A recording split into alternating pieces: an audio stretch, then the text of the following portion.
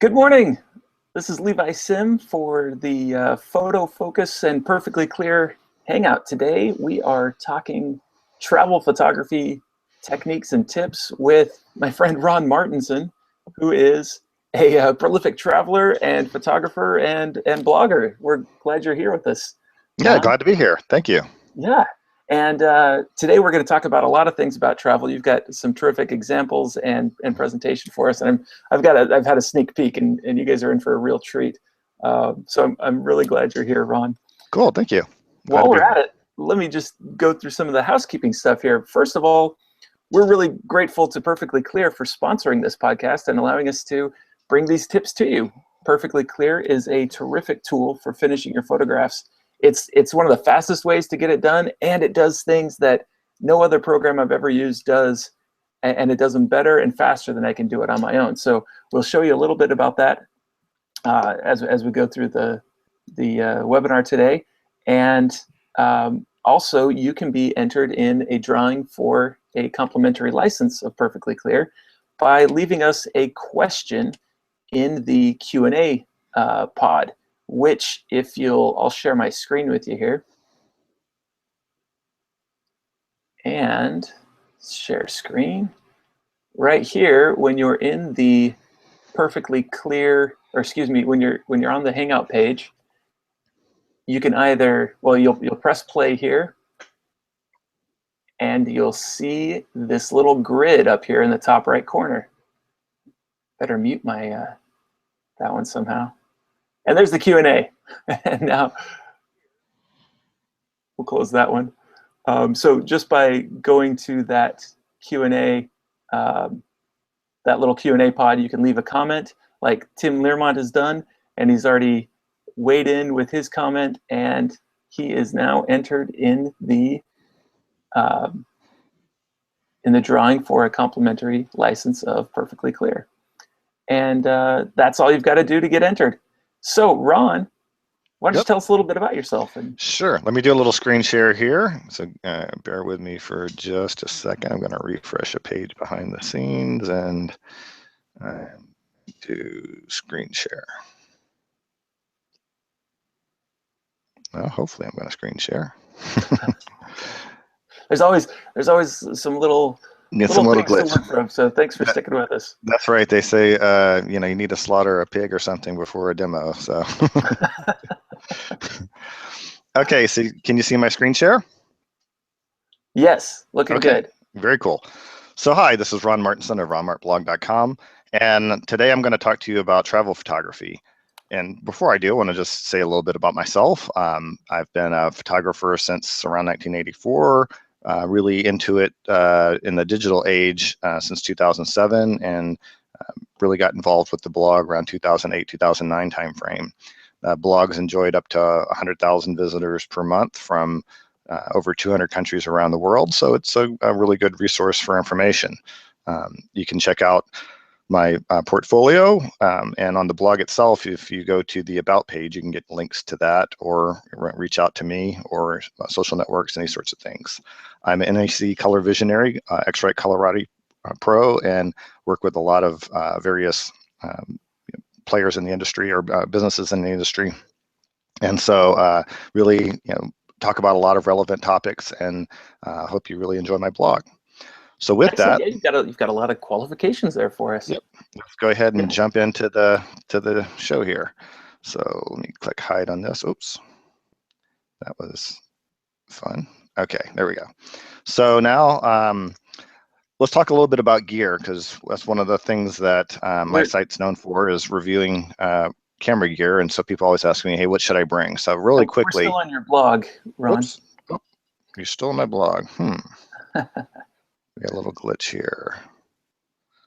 Let's see, that worked for the trial run. So let's see what's happened here. Are we on the wrong screen? Yeah, I'm wondering what's going on. So let me turn my screen share off and then on one more time. That should probably do it. And see if I get entire screen. And then go, now can you see it? Yes, looking good. Okay. I'm gonna click hide here, and it's gonna send me back, and I've got to go over, okay. Okay, so gear. As I was saying, my website's known for reviewing photography gear. So just at a really high level, I wanted to talk about, when considering travel photography, what's good to bring. So most importantly, I'm not sure how much of the audience here is pro photographer versus hobbyist photographer, but for paid shoots, it's always thinking about bringing the right stuff for the job. So don't try to leave things at home. Bring everything that you think you're going to need and then some, because it's always important to do the best you can for your shoot, which is kind of how I think, when people are out there traveling alone, and I must say alone, I mean by yourself, not with your spouse or partner or friend, when you're actually traveling alone. One of my good friends, Brian Peterson, he talks about when we have workshops together that, there's no reason to leave your stuff at home. Bring everything, because you never know what you're going to need, and if you bought it, you should bring it. And I totally believe in that. Why have all these cool specialty gadgets that you buy? You leave them at home, and then when you're out on some photo walk or some event and you don't have what you need, it's really frustrating. So as much as you can carry, and there's really good bags and things like that with rollers that can kind of help you carry it around without breaking your back. For a business trip, I like to tell people, bring a small camera or something light, or if you have just one camera, just focus on maybe bringing one lens, and it challenges you to get to know that lens and camera better, but also eliminates the burden of spending a lot of time carrying a lot of gear, trying to figure out what you're going to use and stuff, because a lot of times your business trip, you're there for business, you're not there for your photography, but you're at a cool location and you want to get some shots. So definitely try to get out and do that as time permits, and if possible, try to take an extra day or two after you're done with your work. And if you're going to do that, then it's kind of back to the pleasure shoot thing. Bring your gear for those extra days where you can really get out there and have a proper time to shoot. Yeah, it's definitely important to do your job. Yeah, exactly. And there have been people I've known who've gotten themselves in hot water, because they've spent so much time, taking really cool shots on their business trip and putting them on social media. And, their Right. boss is like, well, wait a second, that was, during the day, why weren't you at the presentation, And so, watch Right. it, definitely, evening shots, sunrises, those are the ones that you want to be, you're taking during your business trip, because they can come back to haunt you. Well, and similarly with your family, you're with your family. Exactly. That's exactly where I'm going. Great segue. For family trips, one of the things that, especially as people get really heavily involved in photography, you get so excited about taking pictures of everything, and, you want to have that great shot, and, the first shot never turns out exactly the way you want it. You're trying to apply all the things that you learned. So you can spend a lot of time futzing around trying to get a shot. Right. And, then you kind of get that evil glare from your spouse, or the kids start getting anxious and stuff. So a lot of times when I say for family, if you're there for family, then be with the family. Bring minimal gear, point and shoot, your iPhone, some kind of small camera with a single lens. Don't be bringing big DSLRs with flashes and battery packs and backpacks and all this kind of stuff, because you're not gonna make your family happy.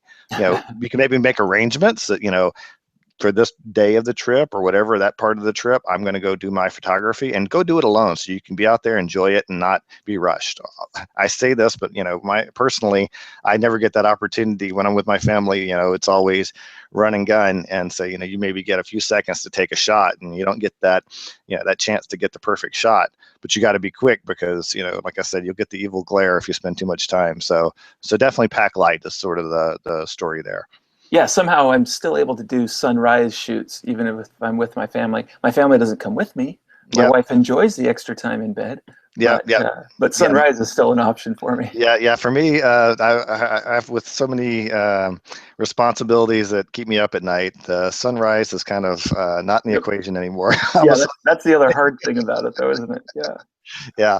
So travel. This is actually not about being a RAW versus JPEG war, but there's some things I like to point out, because so many people get so obsessed with, I must shoot RAW and RAW only because RAW is the best, that they actually nobody ever sees any of their shots. They just sit on their hard disk and stuff. So I like to tell people, why not both? You can do RAW plus JPEG, and yes, takes a little more storage space. So that means you might have to buy another memory card, which, an SD card of a pretty decent capacity is like 25, 30 bucks. If you spent $1,000, $2,000 or more for camera gear, you can afford a $25 or $50 memory card. So pick up a couple extra memory cards. If you're going to be gone for a long time, maybe bring a portable hard drive in your laptop to store some of those so you can reuse the cards. But I'm a strong believer of doing both. And you can use the JPEG for the snapshots. I mean, you do things like take a picture of your hotel room or the lobby of the cool hotel you're in, or, your really great dinner that you had. These aren't things that are going to end up on your portfolio, or at least hopefully not. And these are just, snapshots that you take to enjoy. And if you have the JPEG, they look pretty good in camera. Honestly, a big chunk of what you're paying for with your camera is, the camera manufacturer is trying to give you an image that you can actually use and share with people right out of the camera. And when you use the RAW, you lose a lot of that. So you spend a lot of time kind of getting back to that point. And Lightroom's getting better at processing it, and you can use some of the products that come with the camera to kind of get to that JPEG look fairly quickly. But a lot of times, a lot of tests I've done, you can't get exactly as the same look, and so they do a pretty good job. So save those JPEGs for the ones that you want to just get out there and show your mom and dad or your close friends or siblings. Hey, here's the cool trip we took to Hawaii, or here's the cool trip we took to wherever. And get them out there so that people can see them, instead of so many people like, I've took 5,000 shots when I was in Europe, and I haven't processed more than 3 of them in the last 3 years because I just haven't had time. What was the point of bringing a camera? The point is to actually show people. So use the but I'm a big believer in RAW. RAW is important. So I'm not saying shoot all JPEG. Just spend a little extra on storage there. You can delete the JPEGs that you don't need later on, but use the RAWs as needed for the wow shots. When you're doing your processing. As I mentioned, I do both RAW and JPEG, and I have a purpose for both formats. Yeah, one of my favorite things about doing both is that my camera makes really good black and whites. Exactly. But they disappear if you shoot RAW. The RAW file doesn't keep the black and white information. So the JPEG is my good black and white too. Right. Fujifilm cameras, they're famous for having wonderful in-camera results. And honestly, I have yet to reproduce, using any software on the market, the same quality that you get on their JPEGs as you do when processing their RAWs. They've worked with Adobe multiple times, and they just can't get that same look out of the camera processing in Lightroom. And so if you really want what you're paying for that Fujifilm, you need the JPEG for that. And like I said earlier, think about storage. So like down here, I have these 2 shots. The shot on the left is your typical, we're with friends and we're traveling. We have a photo. This isn't a portfolio shot. This is a shot that, JPEG is totally sufficient. And, I may spend a few seconds to editing it to, get rid of that sweat off my head or something like that. But it's ultimately, it's just a shot that JPEG's totally adequate for. Now, the shot on the right is an unprocessed shot that when it comes out of the camera, you look at it and you say, oh man, gosh, I really need the RAW for that, because it's kind of blown out sky and it's kind of dark shadows in here. There's no way I'm going to save this with a JPEG. So I do actually need the RAW to turn that into something that's interesting. Yeah, and also your, this picture on the left, you want to share that practically immediately. Exactly. And since our cameras can now broadcast to our phones, you can send a JPEG right across. You can't send RAWs across for the most part. Exactly. You're not ready for sharing. So yep. Getting that on your phone, running a quick Perfectly Clear app on it, Lucid app. Yep. It's ready to roll. Exactly. Yep. And I use the Perfectly Clear app on my iPhone all the time, for that. And so it's a great opportunity to do that, using Lightroom Mobile or any of the variety of Mylio, those products that allow you to get those images onto your phone quickly.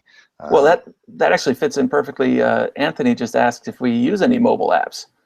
Yes, definitely Perfectly Clear. And this isn't just, because they're promoting this today.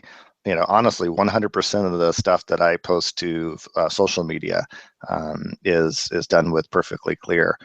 It's quick, it's easy. And a lot of times for social media, and I say social media, meaning my personal Facebook page, not my professional page. This is just for friends and family. This, like this, shot on the left. This isn't something that, I'm going to be putting on my portfolio. It's like, hey, these are my friends, the people that I love, and I want you guys to see what a great meal that we had while we were traveling together.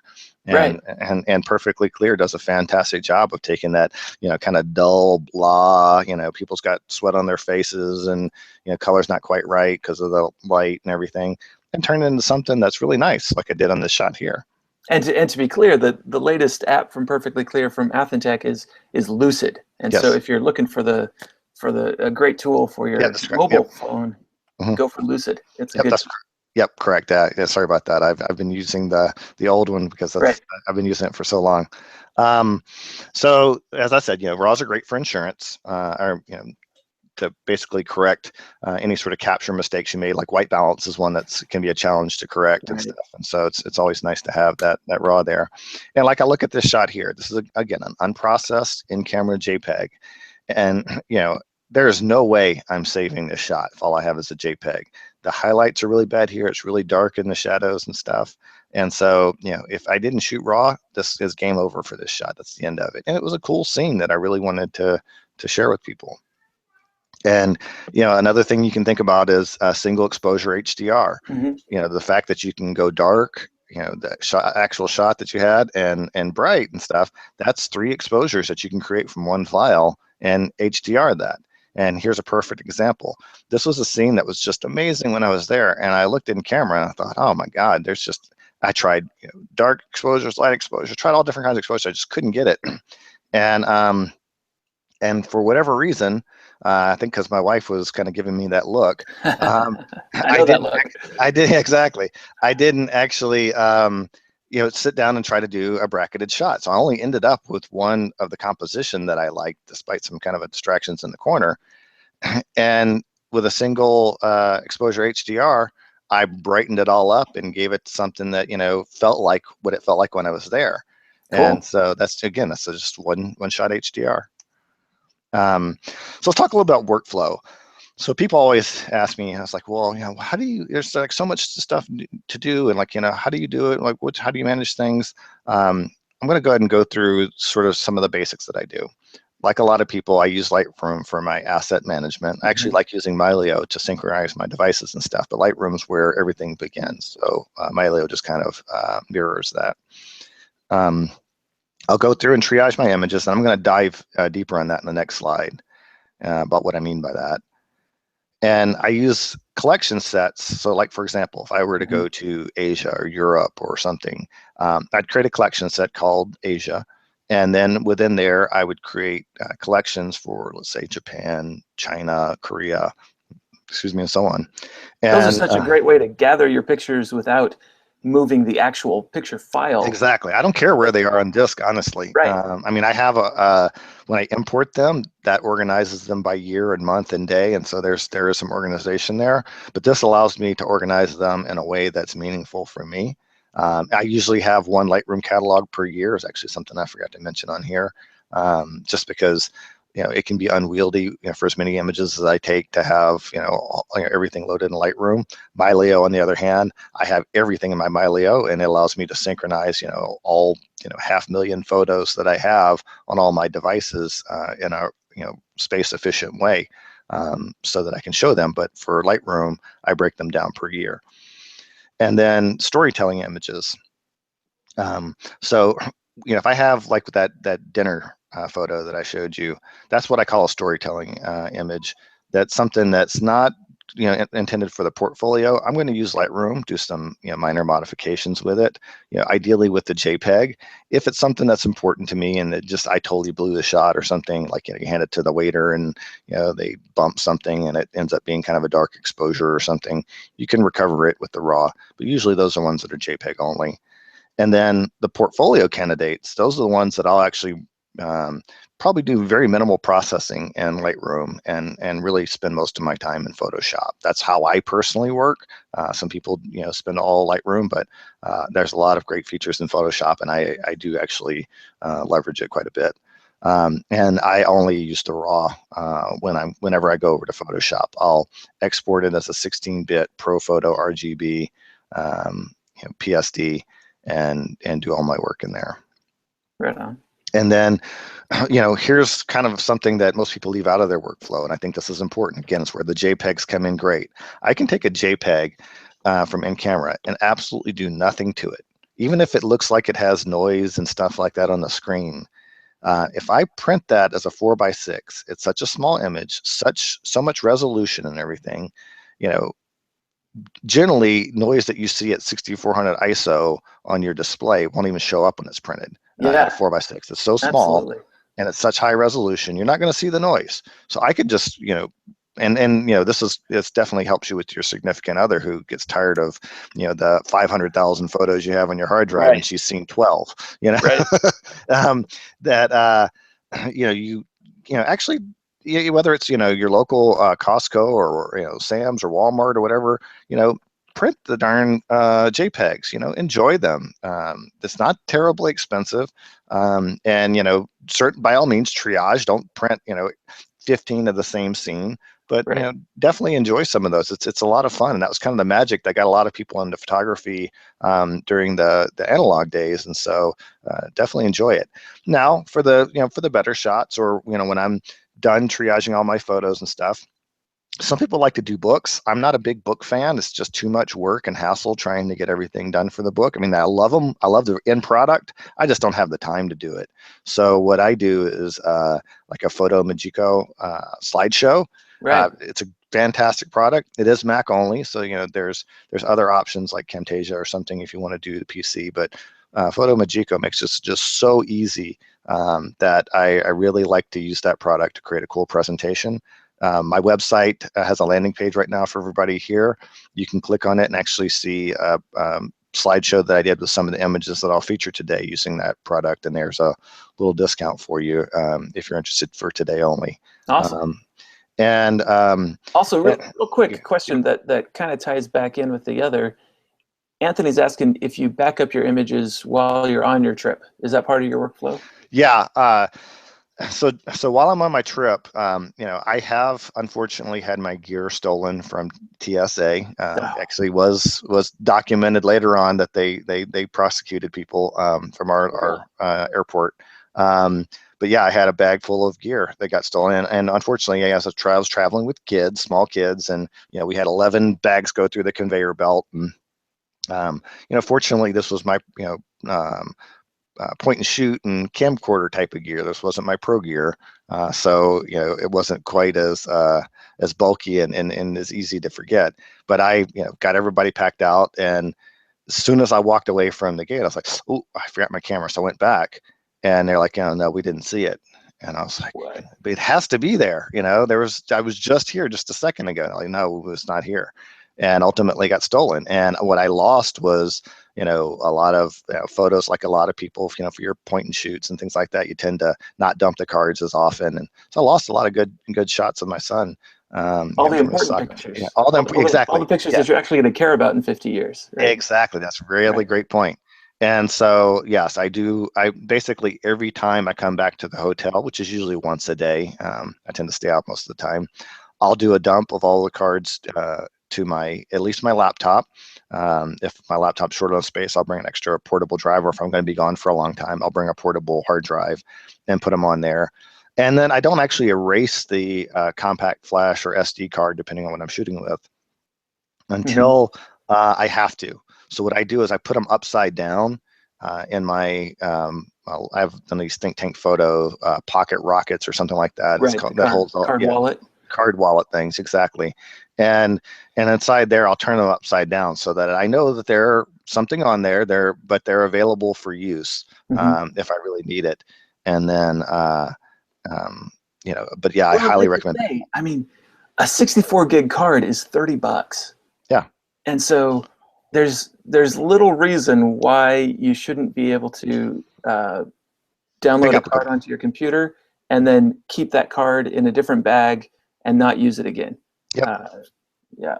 Exactly. Because, again, something can happen to your hard drive or your computer on the trip as well. They can get lost Right. or stolen. So I do tend to be a little bit redundant on those. I don't bother uploading to the cloud or anything like that when I'm traveling. It's just too Yeah. cost Hotel and time. Wi-Fi is not. Yeah. Exactly. Maybe we'll get to that point. It's definitely that way in Korea. Korea's got great, wireless performance, but not necessarily in the U.S. So, Right on. um, here's some triage tips. Well, and that's exactly what Cody is asking about. How do you sort through your images? Are there certain qualities you look for? And Exactly. how do you decide what to keep, edit, and print? And so that's what we're talking about now, Cody. So Yep. Yeah. So you end up with hundreds, thousands, and for me, it's always thousands of shots Mhm. that you take. I generally shoot roughly in the order of 1,000 to 1,500 shots a day, and my goal is to basically limit that down to about 50 when I'm done. And so there's a lot of extraneous junk in there, but there's no. That's the beauty of digital. You know, right. take a picture of what interests you, and then later on look at it and say, "What the hell was I thinking?" Or that was a great shot. I'm really happy I took it. Yeah. Um, and so what I do is since I shoot raw and JPEG, so if I took 1,500, it means there's 750 or whatever shots that are duplicate, and so I'll filter by JPEG because that's a nice nicer looking image than the RAWs. It's also faster to triage through. I'll go through and flag any shot that makes me pause. And Mm. I mean, really trust your gut on this. If there's something about that shot that made you stop for a second, that during your first pass, then just flag it. Don't think about it. Don't think, oh well, my finger is in the corner of the shot, or there's that distraction. There's that garbage can in the background. There was something that drew your attention in that shot. Just flag it. Move quickly. Like I was just saying, ignore the imperfections, Right. because later on you can crop and make something out of that shot. I have one really popular Formula One shot that I had done, and I initially was going to delete this shot because it cut the front and back of the car off. Formula Mm. One's fast paced. You're shooting with a 400 or greater millimeter lens. It's fixed, so you can't zoom. And but it was just a shot that I loved. And before I deleted it, I'd kind of zoomed in because this was a car that had a bunch of names on it, and I paid some money to get my name on the car. It was really cheap, and so I wanted to see if I could find my name. So I'm scrolling through and looking at it, and I thought, gosh, this is really great, a really great frame. I would really like it and stuff. And so I ended up framing it, and that photo actually ended up selling well the way I'd framed it, because it was really kind of, you felt like you were in the car with the driver. And it was a really cool shot. So, don't forget that. And this was a shot that, remember, I was going to delete because it didn't make the cut, because I'd cut the car off. Yeah. So just if there's something that grabs your attention, flag it, move on. Besides that, even if it's not a rescuable shot for you, you can Mhm, still learn more from your almost good shots mhm. than you will by looking at your good shots. So Yeah. when you look at your almost good shots, you'll say, "Gosh, had I done this a little bit differently, then next time you're out shooting, you'll have that in your mind to do that differently." I've actually had shots where I may have bumped the autofocus off or something, and it just turned out Mm. completely blurry. But the shot made me pause because that bokeh that I had and the colors that were in the background, it was just so interesting and intriguing to me. It was an abstract shot that, I'm not an abstract photographer, but it was an Right. abstract type of thing that just grabbed my attention. And so I've actually kept some of those. And then down the road, I've been in situations where, gosh, the background's kind of, boring and uninteresting here and stuff. And it basically acts like a texture type of shot. It's something that's a stock photo that you can bring in and bring that in to liven up a boring scene.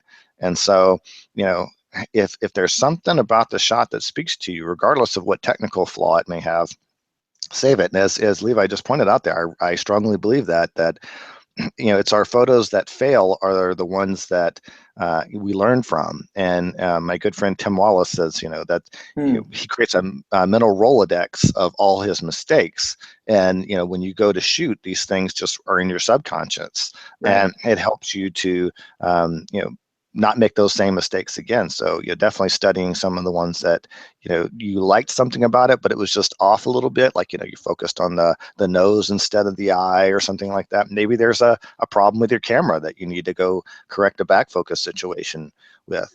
You can learn from those photos. Awesome.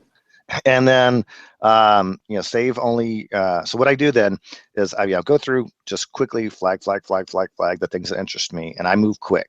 I may go through, spend a second or two on each shot, and then after I've made my first pass, I filter by my flag shots, and then I go create a new collection in that set that says pass one, and then I set all the selected photos to a rating of 1, and then I clear the flag, and then I do that process again.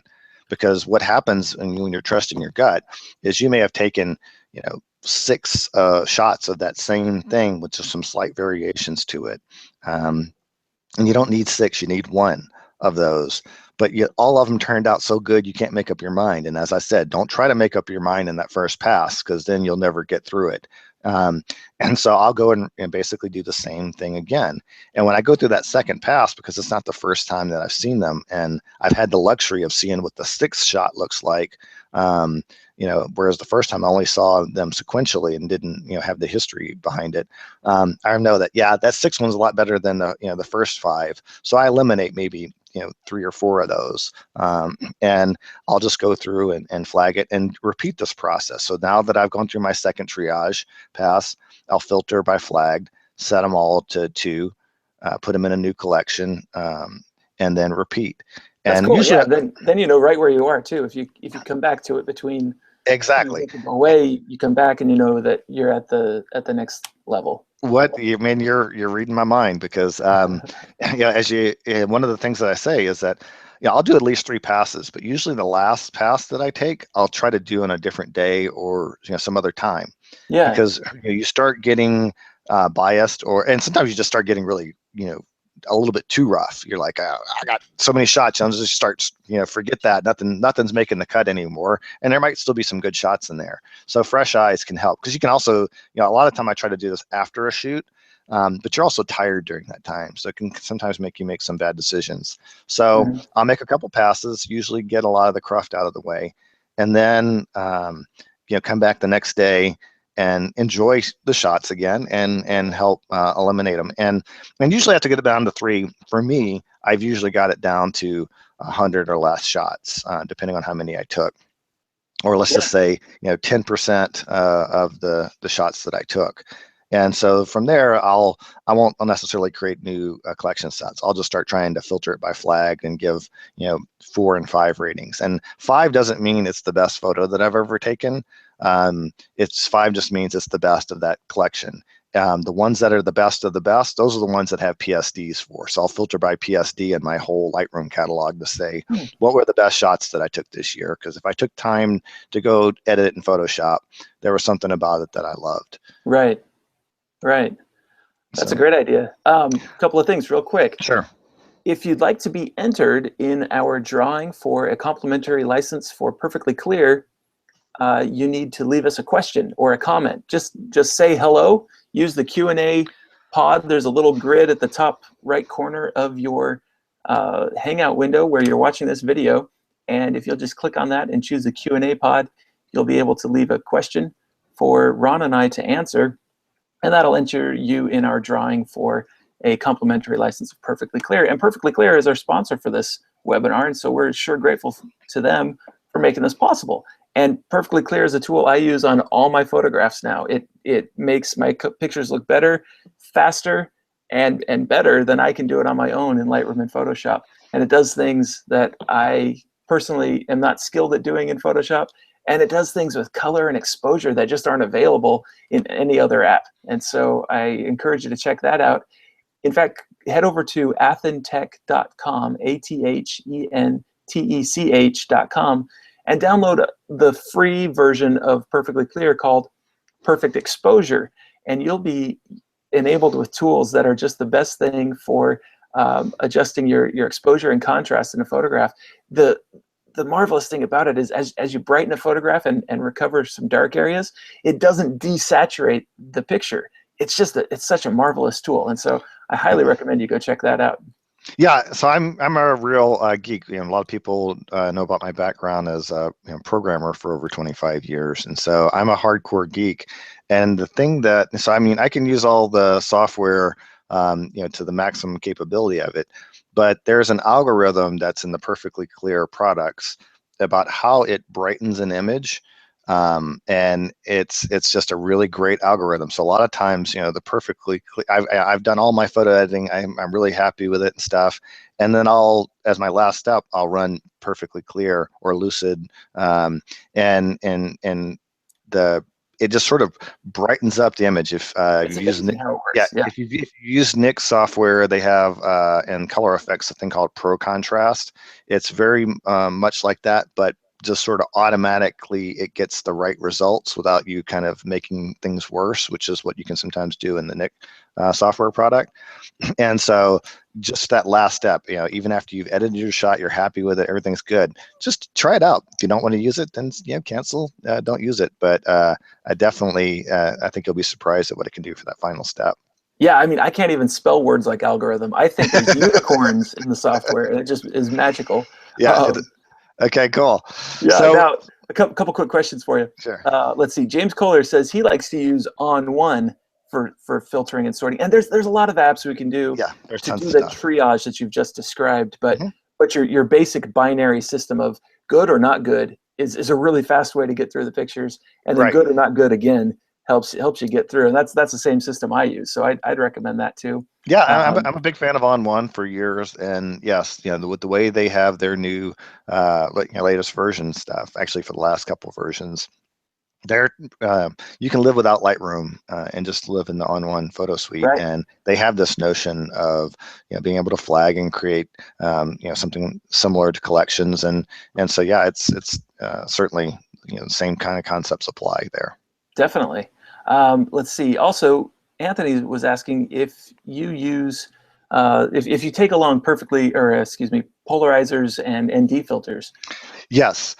Polarizers and ND filters are something that you cannot simulate in software. Now, you Right. can certainly simulate the effect they have on exposure with a RAW and so on, but the reality is that if I want to take a 30-second exposure, especially during the day of a waterfall, you're going to just end up with a white shot. It's going to just be too bright, and so that ND filter helps cut out the light and let you take the longer exposure. And I like a variable ND. I actually have a super popular article where I reviewed 5 different variable ND filters and compare them with each other. So you can check that out on my blog.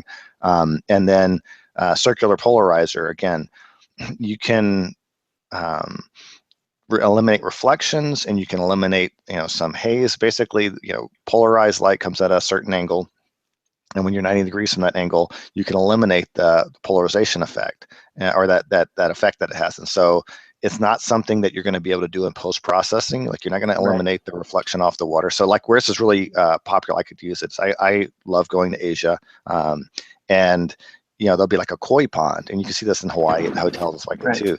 And you have all these cool fish in there, but that you can't see them when you take the picture because you're getting reflections. I can use a polarizer, and I can see the fish perfectly clear through there. No pun intended. Right. Well, and it also removes that same reflection off of leaves and grass and foliage. And then the haze in the atmosphere is actually reflecting light around, and it removes that reflection as well. Exactly. So those are the 2 filters you can't live without. I'm not a big fan of UV filters, and I've got a lot of. I discuss all this stuff on my blog quite a bit. Yeah. But definitely, those are the 2 that you can't live without. They're a requirement in my book. Just remember, they're not worth your marriage. Yes. using them usually takes more time, and so make sure again that you're doing traveling alone. that you're doing photography at photography time. And the other part is that don't forget too that that's the last piece of glass you're putting on your lens. If you got a $2,000 lens and a $50 polarizer ND filter, you just downgraded the quality of your lens significantly. It's like buying a $5,000 stereo and putting $50 speakers on it. It just doesn't make any sense. Yeah. So anyway, I'll digress because that's something I talk about quite a bit on my blog. But getting back to the point at hand. Well, let me give you a couple more comments here. Oh, sure. While we're at it. Yep. Okay. Let's see. Where's that article about your ND filter? We can go to your blog and search. Yes. In fact, I think it's one of the most popular articles. So if you just actually look on the right-hand side of my blog, you'll see an index of things, but at the top, there'll be the most popular articles, what's trending right now. And that one's been trending as a popular article for quite some time. There's actually a Stingray discount too for those who are interested. Very good. Yep. Stingray makes extremely high quality filters. Yep, they do. Sherman Buster is asking if we can put a link to the website. I think he's talking about Athentech, and we'll have a link for you shortly at the end of this, as well as a discount code. Yeah. If you go to ronmartblog.com, I have a landing, my homepage today, I have a landing page for this, and everything that I talk about, I'll have links to, including the Athentech products. And so you'll be able to see my reviews and go straight to the sites for any of these things. So ronmartblog.com, just go to the homepage and you'll see links to everything. And lastly, Phil was asking about the one-shot HDR feature. So that's not a plug-in or anything in Lightroom, Phil. All you have to do is crank up the shadows and crank up the blacks, and we're just using the innate information in the raw file to brighten the dark areas. And, well, actually, that increase the HDR. Let me expand on that. There are some products. Photomatics does have a single HDR feature.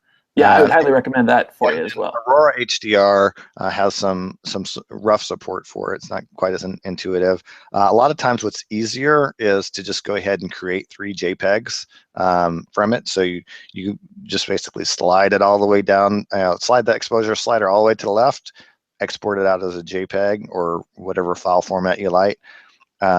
Slide it all the way to the right, do the same thing again, and go back to the original exposure, and then just create 3 files, and then give those 3 files to your HDR software. It also gives you an opportunity to deal with the noise and things like that show up when you do that. Don't spend any time editing the shots, but you can take that opportunity to remove the noise from each of the exposures.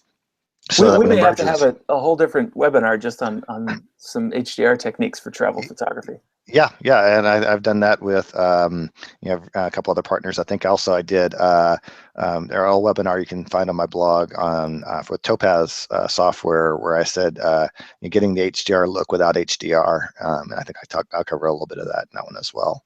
Perfect. And so, any other questions before we move on? No, that's pretty good. Keep the questions coming. Be sure to weigh in with a comment to get entered in the drawing. So yeah. So getting back to practical tips. A lot of people work in Lightroom or On One. It's kind of the same concept for the one I'm going to talk about here. Actually, On One does have layer support. So let me recant that. But what I tell people is that when you use a plugin from Lightroom, it's going to take your settings and it's going to export that into all a single file. And so you've sort of lost that Lightroom history and ability to go back. So there's some things you want to do before you do that first export to your plugins, and there's other things that you want to wait until after. And so the things that I like to do before I do that first export are things like the lens corrections. If you use the lens profile, it'll adjust some of the vignetting that may happen around the edge, or some of the distortion that may happen around the edges of the images. So Lightroom's really good at fixing that. Right.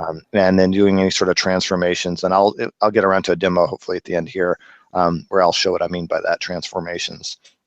Camera calibration. This is, again, your camera has various names for it, but I like to use the term picture styles because I'm a Canon shooter.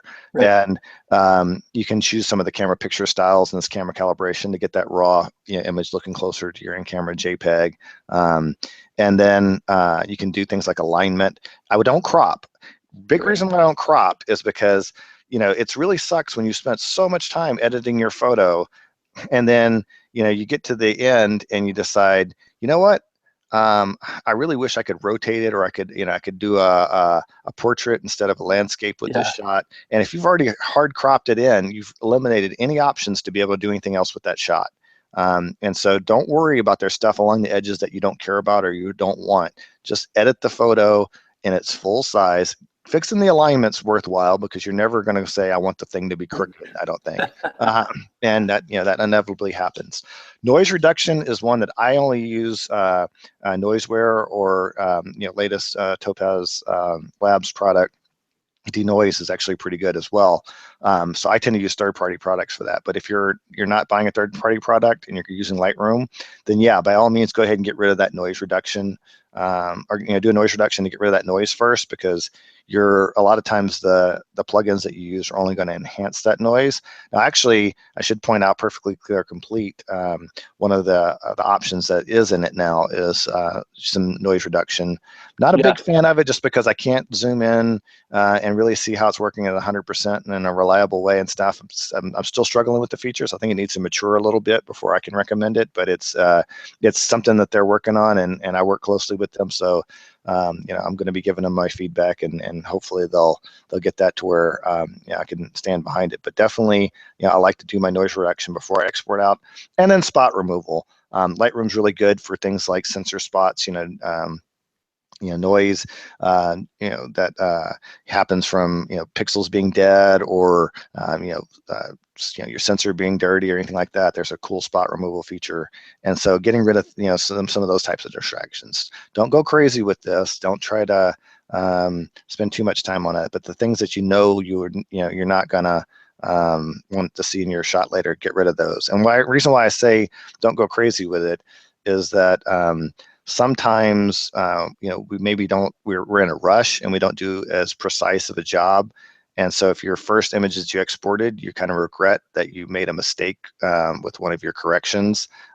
You pretty much everything you've done and all your external add-ins and stuff, you have to go revisit that. So if you're going to do it, be precise, take your time. Don't make sure you're never going to have to come back and fix your mistakes. So. Yeah. And I think of plugins, when I'm using Lightroom as layers, because each time I export from Lightroom with adjustments, and I always do that because of course I want to take the adjustments that I've made in Lightroom, and it creates. I use a TIFF file, and creates a new TIFF file. That's fundamentally what Photoshop's doing. People don't realize. Basically, layers it's a single file format that's holding internally a bunch of TIFF files. And so that's why Lightroom's files get so gigantic when you have a bunch of layers, because you have a bunch of TIFF files that are stacked inside that file. Again, me being a geek, I know what's happening internally. and so, Lightroom, ironically, because of the way Lightroom works and because of the way Photoshop works, a lot of times, even though those TIFF files do take up a lot of space, it still can end up being less than what the single PSD file would have been. I've done Interesting. I hadn't considered that. I've done some experimentations with it, and in my mind, I thought, gosh, it's really inefficient to create all these big TIFF files from Lightroom. But when I actually compared a PSD file with the same amount of layers, it did the same thing as what I did in Lightroom. A lot of times the PSD was actually larger. And then, stacking can be useful, or using collections. I don't usually use a collection when I have, multiple things, but if I had a really complex, I only had Lightroom and I had a really complex image where maybe I used 5 different plugins and stuff, maybe it's worth creating a little small collection just to hold all those so I can kind of see side by side easily. The stacking concept in Lightroom is something that some people love. I'm not a huge fan of it, but it is, a way to organize some more things together. And when I export, I always like to export as ProPhoto RGB color space and a TIFF file. Now, ideally, I'd like to do 16-bit TIFF. That's what I do when I go to Photoshop. But a lot of plugins will not like that. So, it depends on the plugin that you're using. I don't have a list of which ones do well. You can just experiment it, and if it doesn't crash, then it works. That's kind of how make sure you're saved. And so, next up is that virtual copies are a feature that most people don't use in Lightroom, but there's a really great reason to use it. I love it. Yeah. After you've got all your edits and everything, you can create a virtual copy that actually does the crop. So you're not going to have any cropping impact any of the steps along the way. And then cropping is usually my second to last step, and I'll explain what I mean by that in a minute. And virtual copies allows you to also have, maybe I do a portrait orientation or a landscape orientation, or 4:6 versus 8:10. Those are totally different aspect ratios. You have to design how you're going to crop your shot based on that different aspect ratio. And so it's useful to allow you to have that different composition for the two shots based on that. And with those multiple copies, then you can also experiment, like doing black and white, and see what black and white might look like and stuff, without actually impacting your color image. So you can have both, the best of both worlds, compare them side by side. Now, when I'm finally done and I want to print or show this image to the world, I'll export out the image and sharpen it. Sharpening is always my last step at this exact size that it's been, or my target output. So if, my target output is from my blog, where it's like 650 pixels wide. Once I have it at 650 pixels wide, then I'll go sharpen it. If it's if it's going to be for a print, that's going to be a 16:24 at 300 pixels per inch, or dots per inch, then that's the size I'm going to have, and then I'm going to do my sharpening. If we sharpen before that point, when you do the resizing, that resizing is going to potentially create jaggies or artifacts, and so it's always a good idea to do your sharpening last, to avoid that. And a lot of times for my prints, I'll actually create a separate PSD file, even though Lightroom has a really great support for doing print level adjustments. Personally, it's just old habit, and then I'll make notes on empty layers that are not visible, about what I did. Sometimes people do screenshots. Jeff Shuey likes to, I think he said, does screenshots and saves them in hidden layers of what his settings were from the printer driver and everything. Oh yeah. And so, oops, kind of jumped off here. And so next, one of the things, when you travel, you're inevitably dealing with crowds. And I talk quite a bit about this here. I may go over a little bit, but I've got time. So if everybody's willing to stick with me, I'll try to move quick. But I think this is one of the biggest questions that I get from people. And when I do my workshops, I'll actually take people out into Pike. I'm in Seattle, so I'll take out to Pike Place Market, which is always just jam-packed with people. And I tell people, we're going to walk from one side of this thing to the other, and I want you to get shots, all along the way.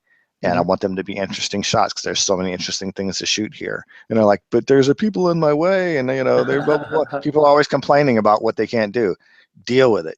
This is for, as a photographer, you got to deal with these crowds, and don't let it ruin your trip, or don't get frustrated and spend 2 hours waiting for one scene to clear out so that you can take a shot, because really by then most of the interesting things have gone away, which is why there's nobody there anymore. So let's jump in.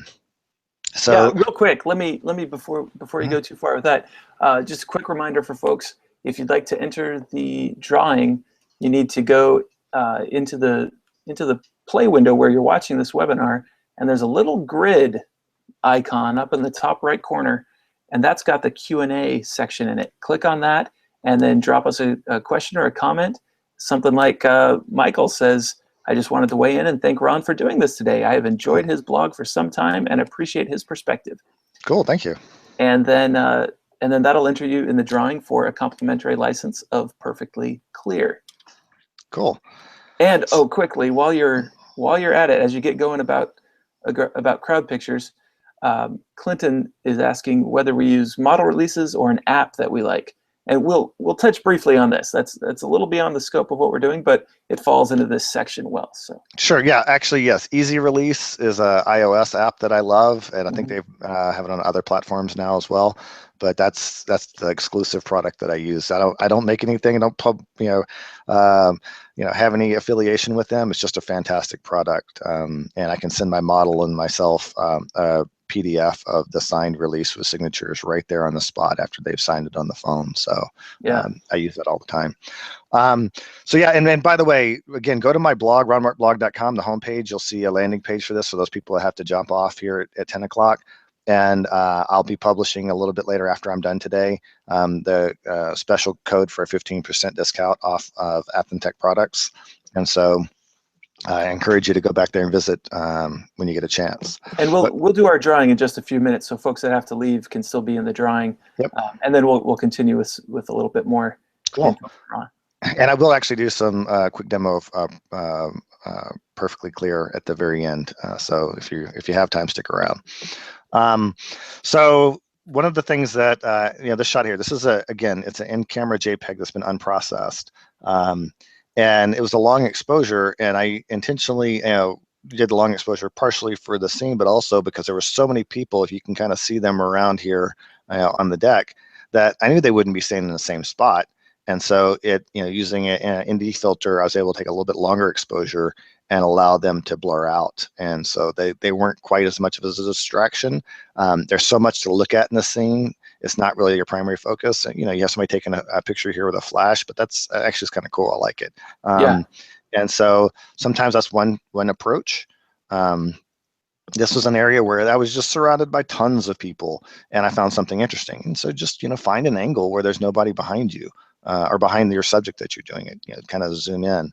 And I've got a few examples of this here. This is probably the most people I've ever had around me shooting. My wife was literally behind me with a monopod doing crowd control, because there was probably about, I'm not kidding when I say probably 200 people per minute passing behind me. As I was taking this shot. This was the place you're not supposed to stop, but I found a little corner where the crowd could still flow and nobody would give me any trouble. And I shot back to that same scene that you saw, and this was just a random person that was dressed up really pretty. And so I asked her if I could take her shot. Did a quick, easy release on the spot, so I had her contact information and could send her a photo. And got a really cool shot. So again, there's a lot of times people will make excuses, but try to be creative. Figure out how can you just eliminate those people. There's always an angle that you can go. Even if you have to shoot up to the sky, even if you have to shoot down to the ground, there's usually an angle that you can get. And shot. Or you can include the people. I mean, it's exactly. like this one. Like I love this shot of yours. It shows the people, and it shows what to expect when I go there, and that's half the culture is exactly people there. And this is a scene that there was no way I wasn't taking this shot. Mm-hmm. And there was just a bajillion people. I mean, a bajillion people here, and it was just so hard to even move. And you don't realize it here, but there's about 30 people wide, 30 people deep where all those people are on the platform there. Right. I mean, there is just a ton of people, but I mean, why not take a picture of this gorgeous scene? Yeah. And so I embraced it. And actually, I'm going to print this one, really large on metal. That'd be great. Because so you can actually see the people. I want to bring that back. There's so much detail in this shot. I don't enjoy it as a small shot. I want it, big life-size shot, because that was one of the fun things that was there. And I've got a lot of interesting things. It's kind of like a Where's Waldo. When you look at the shot, there's so many interesting things that the people are doing. It kind of makes the shot. Here's another one that initially I started erasing the people in this thing because I didn't think they added a lot of value. But I thought, it kind of gives you a little sense of scale. And it also is, interesting because it just, there's other photographers there and stuff. And it's like, it's a really photogenic thing. I kind of liked having the people there. So even though I had made the effort to eliminate the people, the shot that I went with was actually the one that had the people in it. That's terrific. Yeah. Because it also just felt very boring and kind of blah without the people. Mm-hmm. Here's another one. Again, there was a whole lot of people in the bottom. I erased about half of them. But I left this guy here because I really loved that flash. It just was so cool. And so it's kind of a combination of both. Great idea. And then this was a shot that I just had to be patient. People were going up and down these stairs just over and over again. There was no way, I was going to get anything decent if, I had people included or blurred them out or anything. So I just had to wait till it freed up. And fortunately, it was one of those days where I was shooting for me, so I had the time to do that. Right on. After about, maybe 5-minute wait, I got it was basically between the tour groups. I had a quick opportunity. I was all set up, ready to go. I mean, that's the thing. When you have the crowd, get it all set up, get your framing ready to go, because your moment that you have the free shot to take, It may just be a few seconds. So be ready to go and not, compose your shot after it's all cleared out, because inevitably somebody will get into the shot. Definitely. And then this is how I processed it, totally different kind of, fun anime kind of effect. And this is a shot that, I've done really well with. I love it. And then think differently, Wow. not to use Apple's slogan here, but this was a shot that was an amazing scene. But again, a bajillion people, they didn't want people, taking photos in a lot of places and stuff.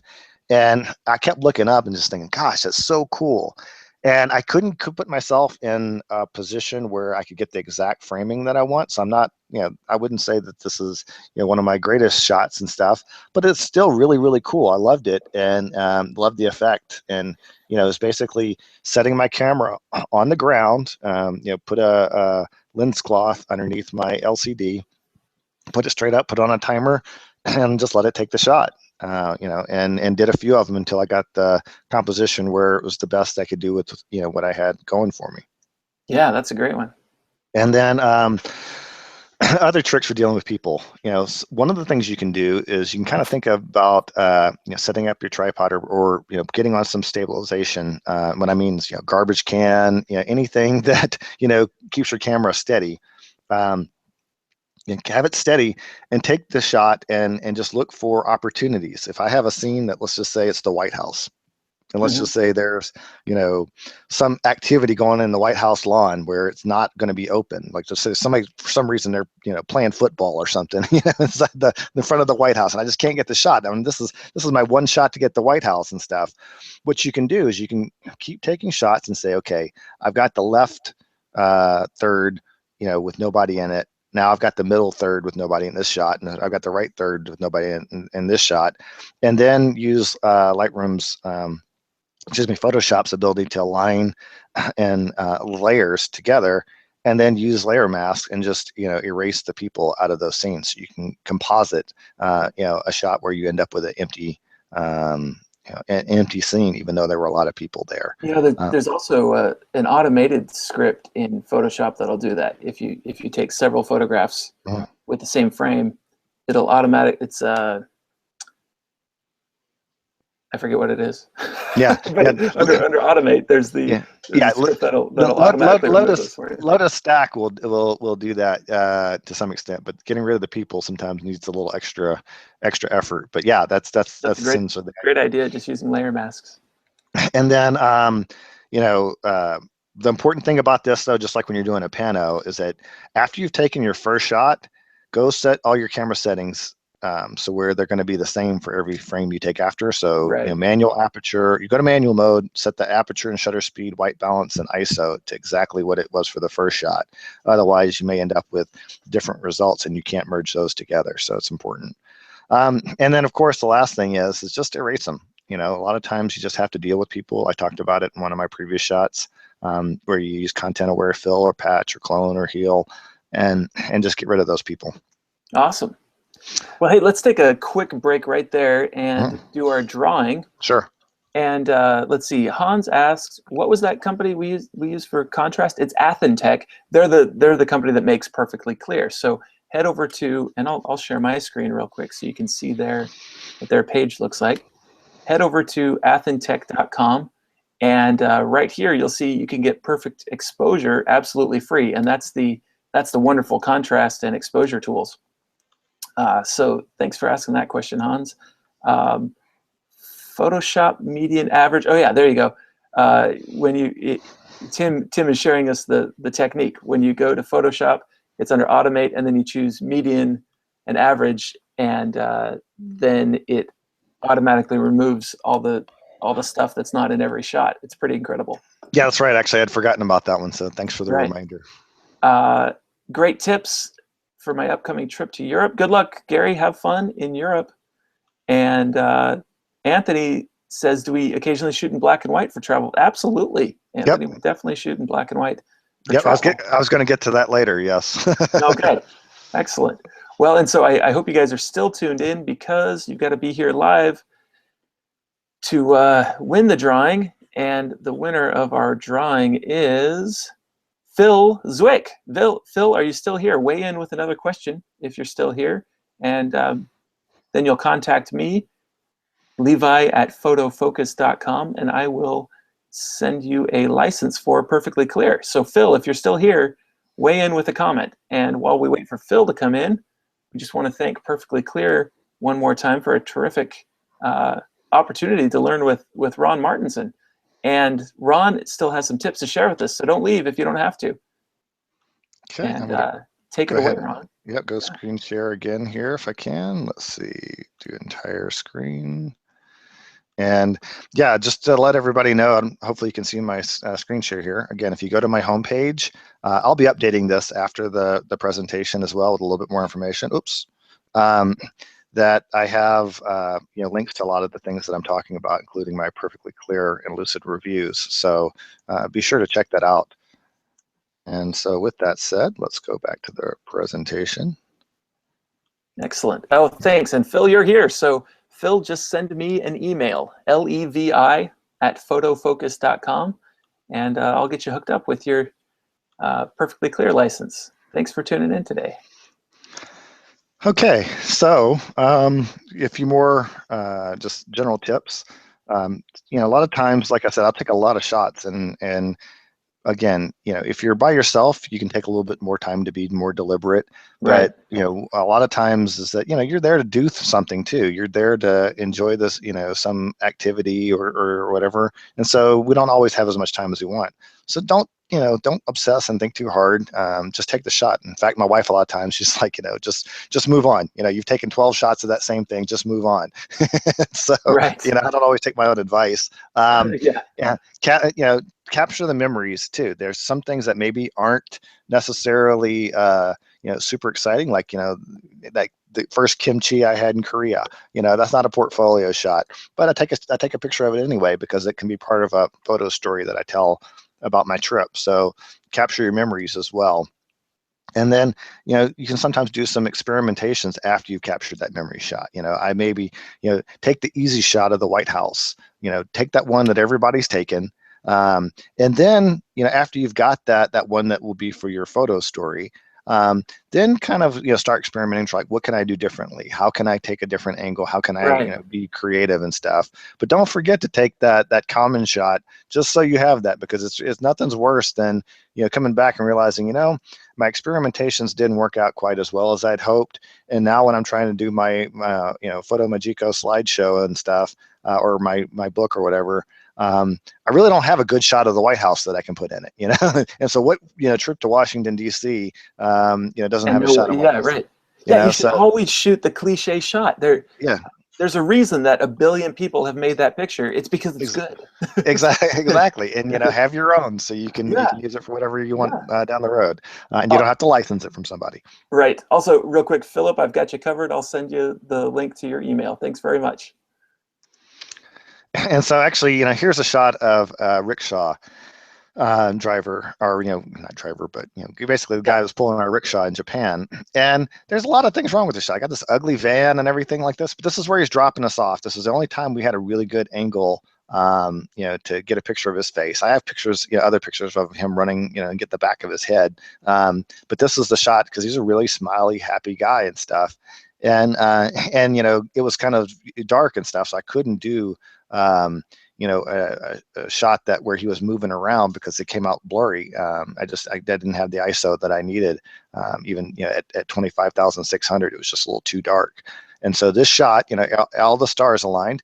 I got a good shot of him. This isn't a portfolio shot, but it's a decent shot. When I edit it with Perfectly Clear and do some adjustments with it and stuff, it's an interesting shot that's great for my photo story. And so take some of those shots where maybe you talk yourself out of too. That's a frustrating thing when I take people to place market. They give me all the excuses about why they can't take the shot. Just take the damn shot. Right. Yeah. And you'll learn something from it later. You'll learn how to do it by seeing what you could have done differently, if nothing else. Yeah. Exactly. And this this temple, or this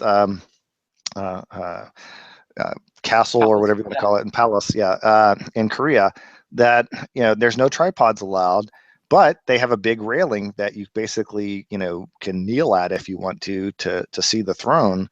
And so I was like, okay, well, railing's just as good as a tripod. So I put my camera on there, and I didn't put me at the exact angle, but that I wanted to be and stuff. But after, some Lightroom adjustments and some transformations, I got exactly what I wanted. And then, I edited this shot, ended up something that I'm happy with. If it was so dark that if I tried to handhold this shot, it would have been impossible to get a clear shot. This had to be a long exposure. I think this is like a 10-second exposure, Right.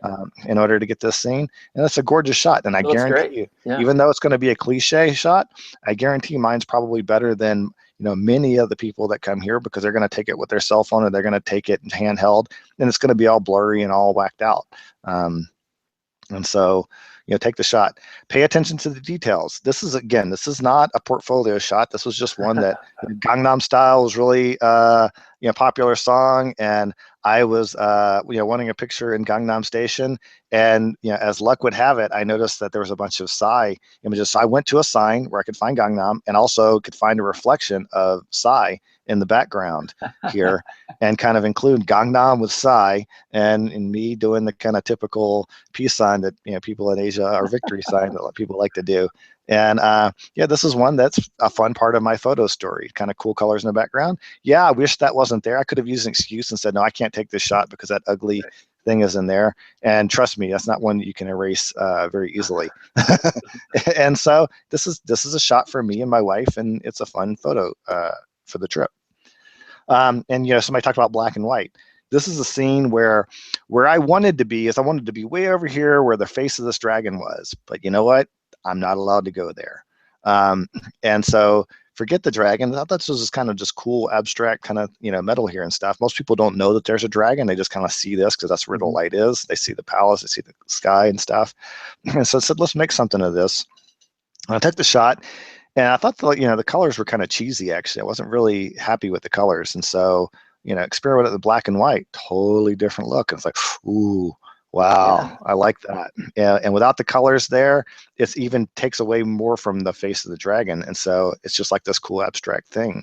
And I like the shot. I mean, again, maybe it's not one of my best shots, but it's definitely one that brought back a good memory. It's one that I liked, and it's a fun shot. Awesome. So I'm going to do some editing here in a minute, but I also wanted to let people know, if you go into the cart and you type in spring clean, hit update coupon, you can save 15%. If you applied it properly, it'll say special price for Ron's webinar. If you used my other coupon code or somebody else's coupon code and it's not as much, you want to get the 15%, just type in the spring clean, hit update, and it'll replace the coupon code that you're currently using with that one. So just to let you know about that. That's great. I mean, they just dropped the price of Perfectly Clear from $200 for both Lightroom and Photoshop plugins to just down to $149. So having an additional 15% off, that's the cheapest price I've ever had available. So with that, why don't we go ahead and spend a second here, and I'm gonna actually show Perfectly Clear from Lightroom. Yes, please. And I'll do just a couple quick shots. Let's actually start with that Gangnam. That's actually a really quick, easy one. So we'll do, export. Plug in extras. Oh, I got to do it from here. That's the one thing. Whenever I do demos, I try to use the file menu rather than the shortcut menu, but that never works out. I always end up looking bad because that's not the way I'm used to doing things. So what I do in Lightroom, this is one that I haven't done any changes on. Maybe I'd normally go through and develop and maybe make some changes, but let's just, for kicks and giggles, take this really bad shot. Say edit with Lightroom adjustments, and go open it up in Perfectly Clear Complete. And it creates a new file for you. So your original raw file is totally protected.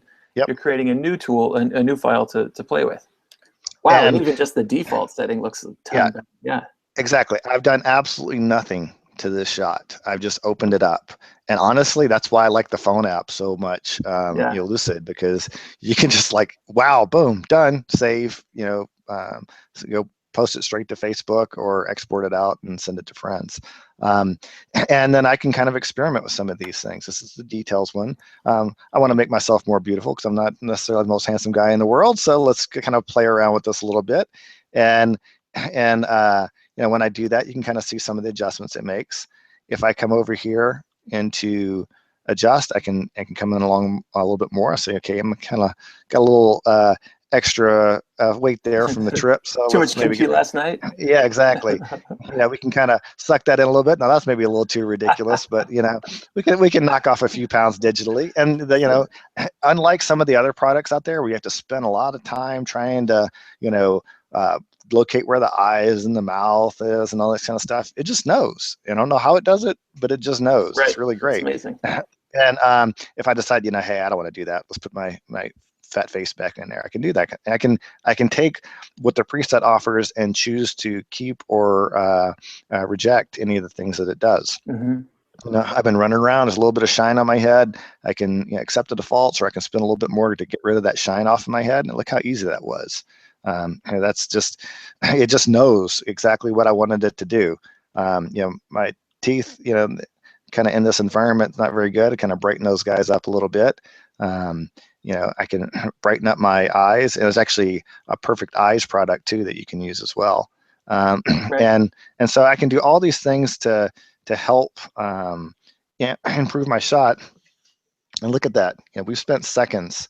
And for years I've been talking about various plugins as being one click and results and stuff. But really, no product has really demonstrated more the power of really one-click editing. I mean, for a lot of people, especially for those personal shots and stuff, opening up Perfectly Clear, accepting one of the presets, hitting save, you're done. Yeah, and running a batch of them through the thing in no time flat is just so powerful for me. Exactly. And there you can come in here and adjust exposure, kind of brighten this up a little bit. There's also these auto presets. So I can come in here and say, oh gosh, high's way too much, but they got an auto low as well. So that helped brighten this shot up. Excuse me, my voice is giving out here. And a lot of times I will save sharpening for later, but a little creative sharpening on the raw in the beginning is okay. But just like the heavy sharpening that we tend to do when we're finally done, I'll tend to save that for last. And then go ahead and save that shot. And so, I spent a lot of time talking, but the reality is that like 10 seconds on a photograph. Yeah, when I'm really using this product, it literally is 10 seconds. And so there are shots where I'll spend my time doing all my editing, and it will I'll spend maybe a few hours doing all the things, getting rid of all the distractions, getting it all great and stuff, and I'm really happy with the shot in Photoshop, but I'll still run it through Perfectly Clear to just see what kind of results that I got with its auto enhancements, because it does such a good job of knowing how to brighten just the right things in the midtones and the shadows without creating overexposing the bright spots. And it's kind of like it's doing exactly what I want without me having to go spend a lot of time masking and getting everything right. Yeah. So go before and after. Does it run in Photoshop or Lightroom only, or can it run standalone? Yeah, this is a plugin for Lightroom and Photoshop. So Perfectly Clear only runs in Lightroom or Photoshop, but that allows it to work with raw photographs. If you never do raw photographs and you just do JPEGs or TIFFs, you can certainly use Lucid, which is the standalone program. Right. And Lucid is also available at that same link at athentech.com.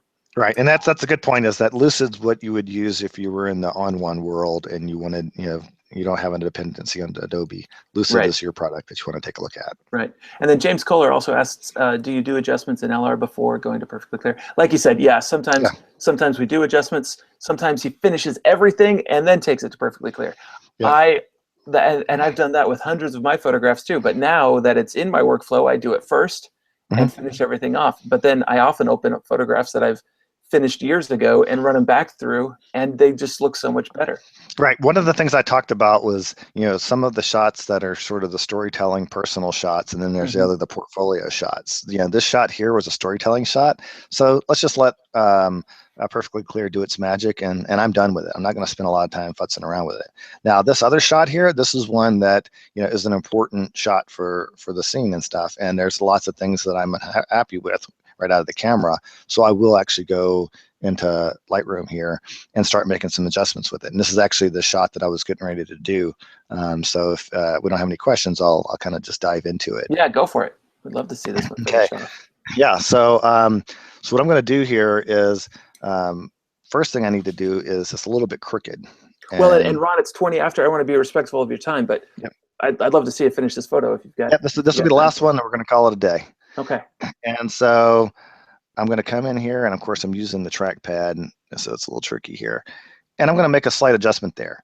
I actually might go ahead and just kind of dial that back a little bit, somewhere around there. And so you're just straightening the picture. So yeah, straighten out the picture. I want these columns to be nice and straight. Yeah. But there's still a little, you'll notice there's still a little distortion and stuff. And so again, cool thing about Lightroom is that we can go and correct that. If we come down here into lens corrections, I can do a vertical adjustment. And it's like a tilt shift camera. I can bring this around 10, and now I've straightened out those posts. Problem solved. And and I can come in and crop. But like what I said is that I'm not going to spend my time cropping now. Yes, there's some stuff around the edges I know I'm never going to need, but I'm not going to fool with that. I'm going to do my editing first and then do my my work later. I may come in, again, I talked about sometimes there's distractions I want to deal with before I go into Perfectly Clear. I'm never going to want that on there. So, oops, I'll come in here. And people ask me sometimes, what's the difference between clone and heal? Clone takes an exact copy, and heal tries to look at what you're doing there and be a little bit more intelligent about the background. And so heal really just takes the texture and blends it with the existing color. It tries to blend in a lot better. So I use heal unless I have a particular reason where heal is failing me, and then I'll go to clone. And so it shows a bad spot. So I'll go find a spot that does work, and we'll kind of come in here and do that for a few. Again, it found another spot where there's a different spot, and I'll just kind of come in and make adjustments. And there's a lot of these that I'll spend time fixing. There's like a little one here. And how much time here, just depends on how much, how clean you want it. But as I said, if you're going to do it, take the time to do it right, because you don't want to have to revisit this, or you don't want to have messed up one of these and then go and have to fix that problem later on. So I'll close that up. I'll come zoom back out here. Maybe I'll come in and there's kind of some hot spots here, and I'm dealing with the raws and stuff. So, maybe I'll take the whites and bring the highlights and bring that down just kind of a little bit, so it's not quite so hot in that area. And what I'm not trying to do, I'm trying to get the perfect shot, because Perfectly Clear is going to do a lot of cool stuff for me. But what I'm trying to do is make sure that what it's able to work with is is good and balanced, because basically lost the advantage of the raw once you've exported out of Lightroom from that first raw. So take advantage of what you can do in the raw first. And so now that I've got that hot spot taken care of, and you could use an adjustment brush if you wanted to kind of paint over it a little bit, but for me that does exactly what I need. So now that I've got it, I'm going to go edit in Perfectly Clear.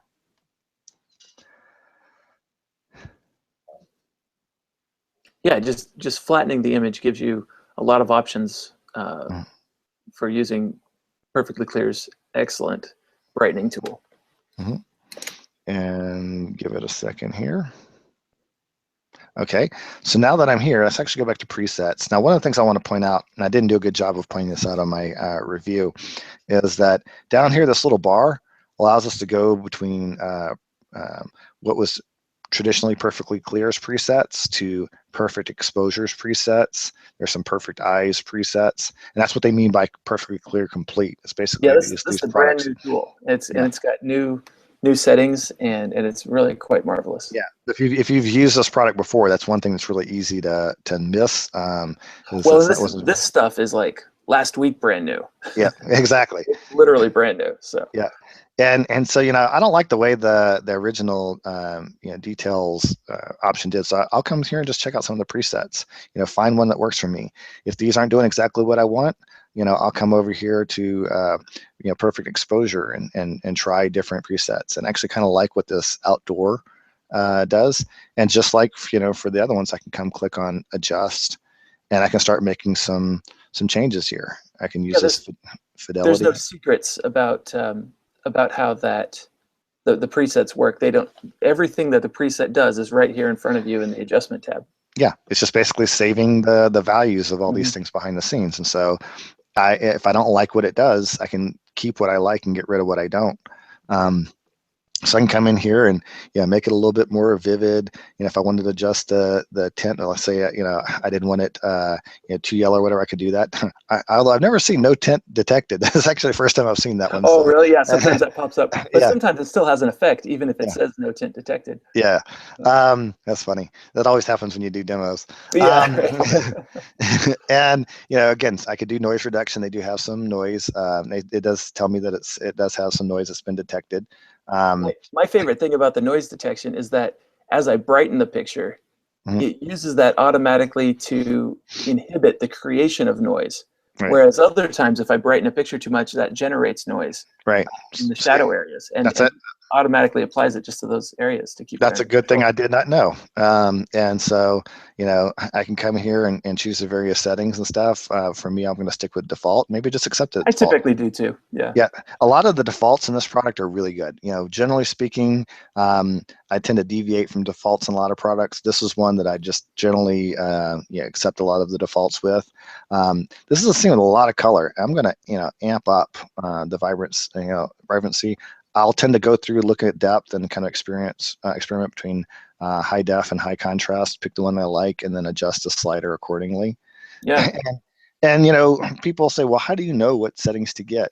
You know what? Just play with it. Go. Does it look good? Yeah. Okay. Which side did I like better? Did I like 100% or 0? Okay, I liked 100%, but 100% was maybe too much. Let's dial it back and see what happens. We know it's going to get brighter when we go to the left because of what I just did. So dial in, the settings that give you, the results that you want. Also, this isn't intended as the end-all tool. This is the beginning tool, and then later we go to Topaz and use their wonderful effects. These aren't effects. These are creating a terrific, perfect base. And then I can add all my creativity on top of this using all the other marvelous tools out there. Yeah, that's actually a really good point. I've done a webinar and have some really good videos on Topaz effects, and I couldn't agree more. Excuse me. There's a really great finishing touches you can put on these products when you do that. And so, and as I said, in this particular shot, this was my starting point. I went ahead, and although I'm kind of weird glitch, I think because I'm running Hangouts right now, it's not showing me the results. But so now I've got this shot where I like it better. Excuse me. And then I can start going in and doing some more creative things in Lightroom. I have a lot of Lightroom presets. Trey Redcliffe has some really cool presets that he offers. Oh man, I think my machine's bogging down. It's a Lightroom problem. If you right click on the photograph and choose read metadata, it'll force the. Yeah, it actually it picked it up. There it goes. Yeah. And so yeah. Anyway, I'll come in here and like use one of Trey Ratcliffe's presets, or this particular machine I just set up last night, so it doesn't have all those in there, like my work machine. And then one of the common Lightroom presets I think is under General is Punch. I'm a big fan of Punch. And that just basically does a clarity 30 and vibrance 25. And you can just kind of amp this thing up. Once I have everything the way that I want it, maybe that's when I start finally dealing with the fact that I'm not a big fan of all that open space there. So I'll kind of come align that. And now I have an image that's pretty close to what I had there for the final shot. And as I could export it out and go sharpen it separately in Photoshop, which is I have some actions that I do for that. Or using, everybody can get the Nick collection free now. So there's right. I think Define. Define. No, Define's a noise reduction. It's Sharpener Pro or something like that. Yeah, right. Yeah. But there's basically a sharpening product, and Define actually is a very good noise reduction product too, that you can use. And so use the tools that you have available, and Perfectly Clear is a great step along the way. And if I look at these two, side by side, this is a much better result. It is a combination of using two great products, Lightroom and Perfectly Clear. Awesome. Thanks, Ron. Cool. Well, yeah, thank you very much for your time today. It's been awesome. Again, don't forget to go by ronmartblog.com. I'll be posting the coupon code here in a moment, as well as links to my PowerPoint presentation. I'll have a link to it in PDF format for those who don't have access to PowerPoint, but I think there's a free viewer available.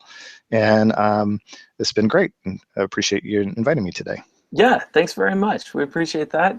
So we can find you on ronmartinblog.com. Ron Mart, not Ron Martin. Ron Mart, Ron R-O-N. Martinson. No, Ron Mart, R-O-N-M-A-R-T, blog.com. Oh, Yep. Ron Mart. Yep. Blog. Yep. RonMartblog.com. Okay, thanks. Yep. And cool. And your name is Ron Martinson. Yep. Thank you. Thank you so much for joining us. And we're also grateful to Perfectly Clear for making this possible. Also, head over to photofocus.com as well. We've got 3 to 4 articles published every day to help you improve your photography and make the most out of that little black box you own. And we're glad we can do these things. Can we catch up with you anywhere in the real world, Ron? Yes, actually, tomorrow, if anybody's in Seattle, it's going to be going to the Scott Kelby event in Seattle. I'm going to be hosting a VIP session there where you can actually get to meet Scott before the show, and you get priority seating. So if you sign up for that and send me an email with your registration, I'll add you to the list. And then, yeah, I'm I do workshops and so on. So reach out to me via the blog and stay tuned in to my Facebook page for the blog, and you can kind of see current posts and events that I'm doing. Excellent. Excellent. Cool. Thanks a lot. Well, thanks so much. And again, my name is Levi Sim. Thanks for joining us on this Photofocus Hangout.